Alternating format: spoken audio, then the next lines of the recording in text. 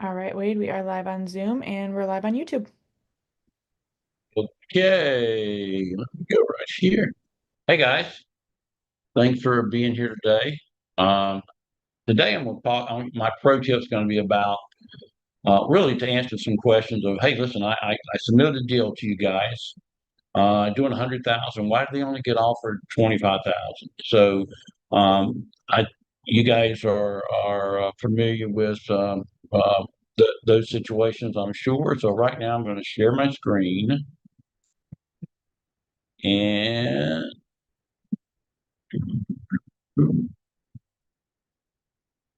Okay, guys, everybody, can you see that, Morgan?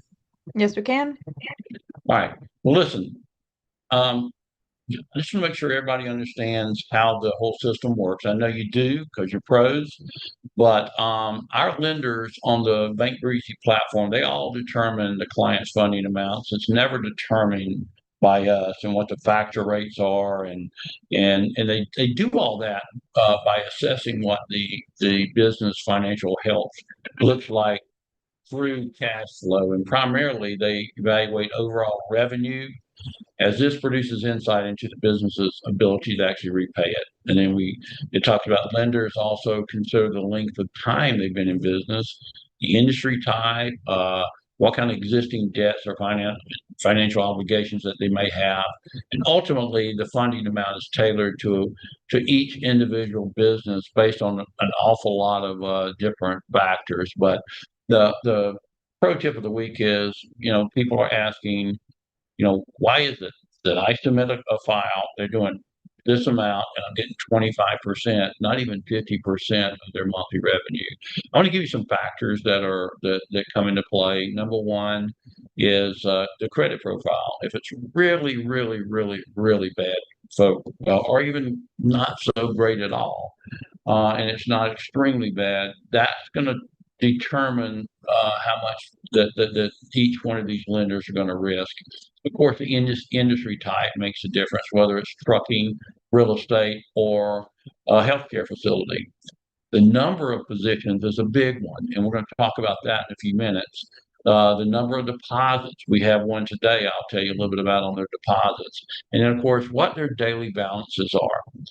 When it comes to FICO score, if it's below 600, it becomes a higher risk funding for almost every lender out there.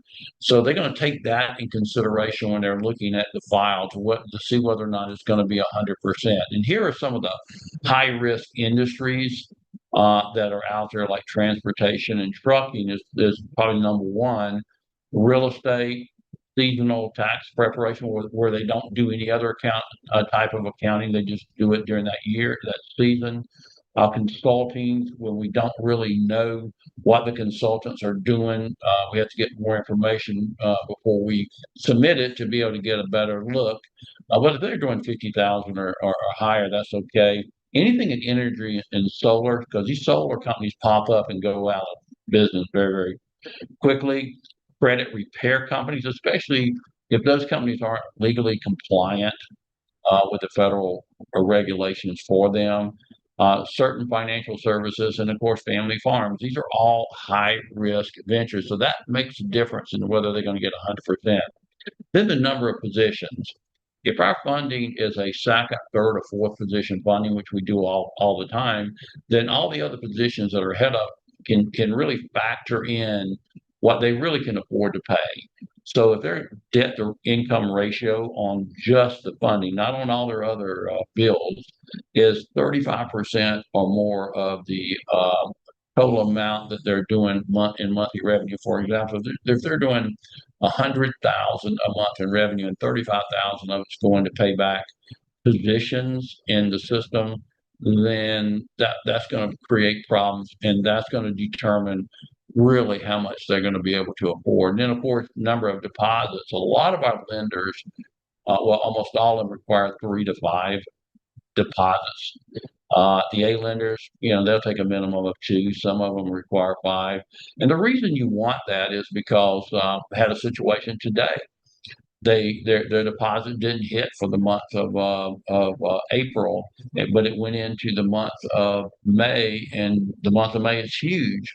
But because it didn't hit in the month of April, they really could not. They only had like 11,000 in revenue, and they already have other positions, so they really for that month couldn't afford it. Fortunately, they have such high balances on a daily basis. It was able to cover all that. And it's not an issue, but daily balances is a big deal.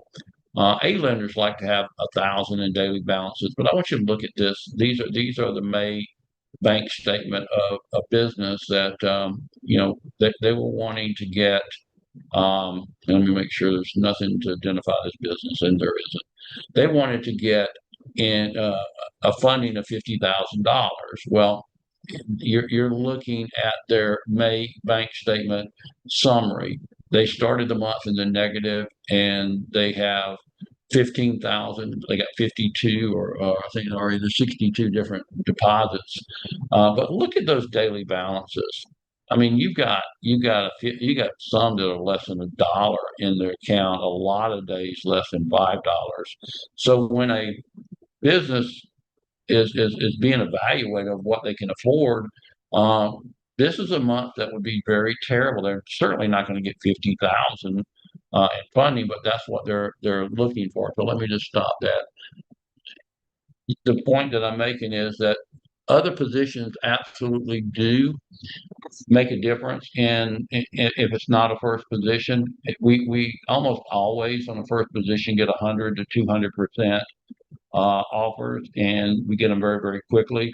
But when you start having 2 and 3 positions, I got one right now that just came in, and the broker called and asked me if we could buy out the position. So we're looking at doing that. But most of the time, if your credit is below what it takes to get an A lender to look at you, which is below 680, then buying out positions are just not going to be an option.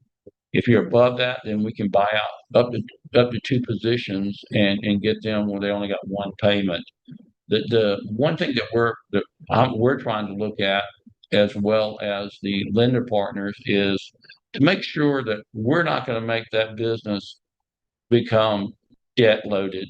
David talks in his presentations, which I will do again tomorrow night at 7:30, about debt versus leverage. And if it's a debt play, just to pay off other debt, it doesn't make sense for them to take the money. But if it is a leverage play where we can pay 2 off, get them a better rate, and the thing about when you do pay off uh, positions, just remember, guys, these almost all these lenders um, come with a prepayment discount for just a month or two.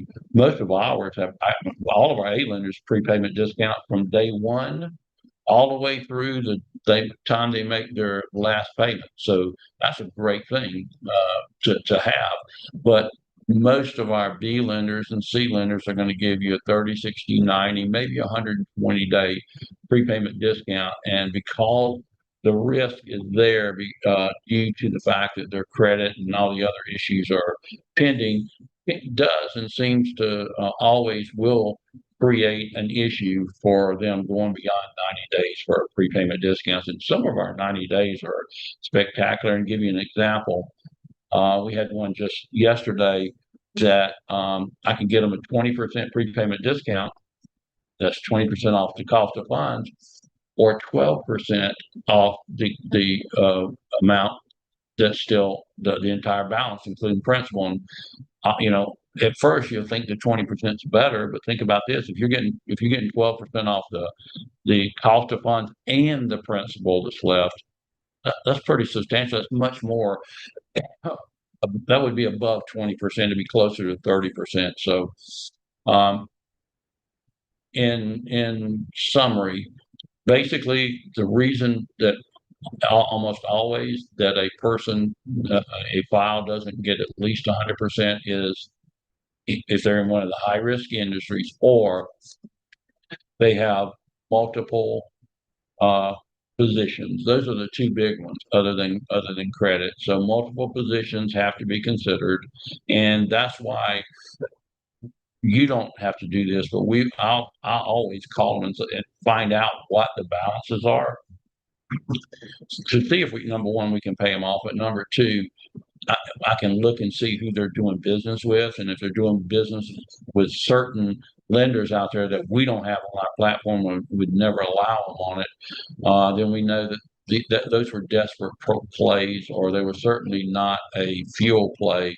when they took the money in the first place. So it was probably more of a rescue type situation to take that money at that rate. So do we have any questions about anything today? It was short and sweet, but I mean, you can ask me any question you want about funding at all, or especially about first, second, third, fourth positions, that kind of thing.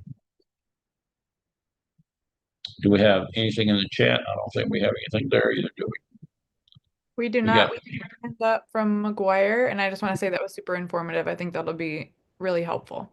yep, thank you. Go ahead, McGuire. Yeah, great job today, Wade, as always. Looking stellar, my man. I just wanted to throw this in just because I know we kind of had this situation this morning and I had one last week as well. But I just wanted to throw the importance of stage funding out there. I know that, being in this industry, some owners are looking for maybe a specific dollar amount for funding and they may get close or, not as much as they were hoping to get at one time.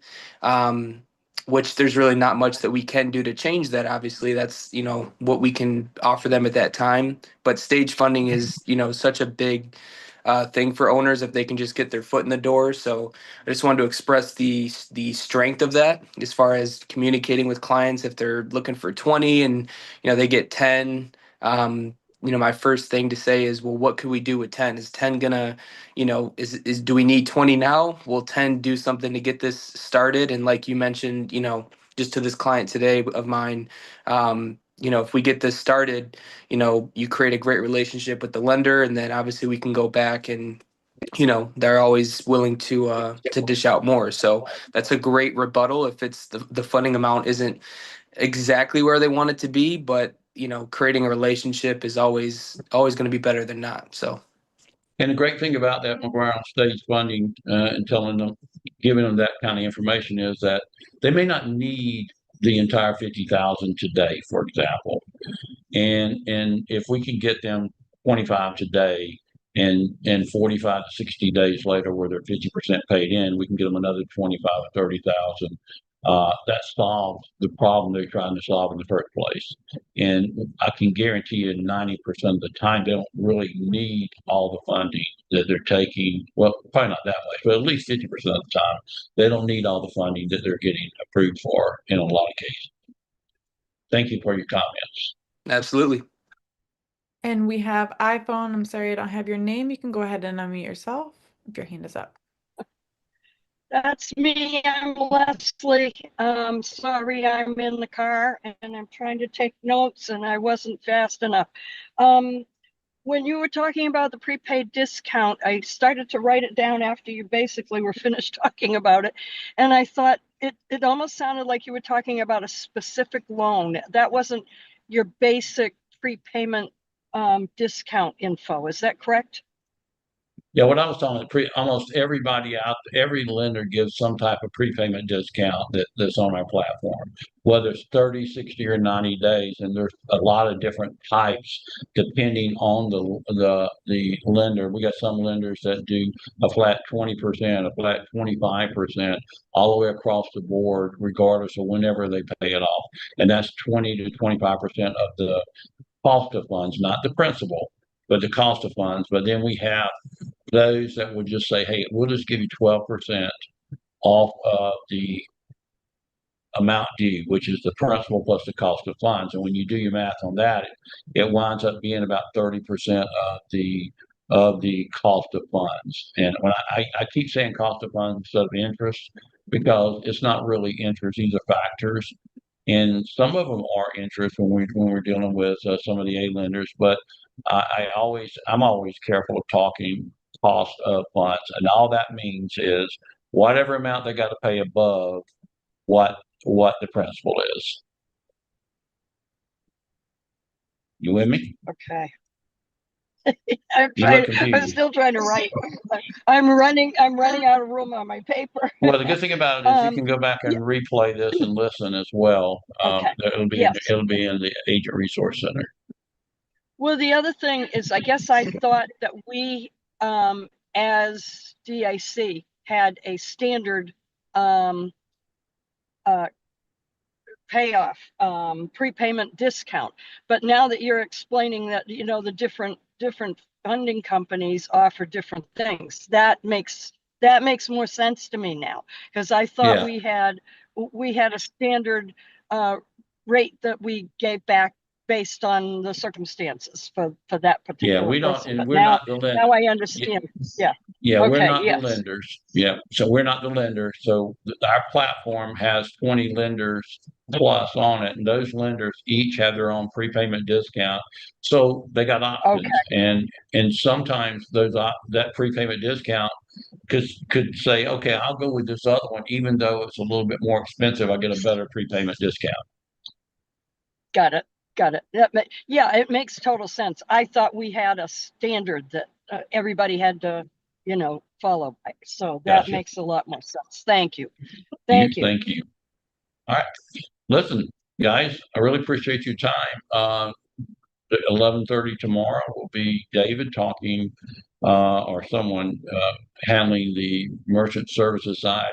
And do remember at 7:30 tomorrow night, we're going to be doing the agent recruiting, the broker recruiting presentation, and it'll be myself and our young gun Nick DeHame, who is probably one of the top brokers in the entire industry, much less just with David on Capital. So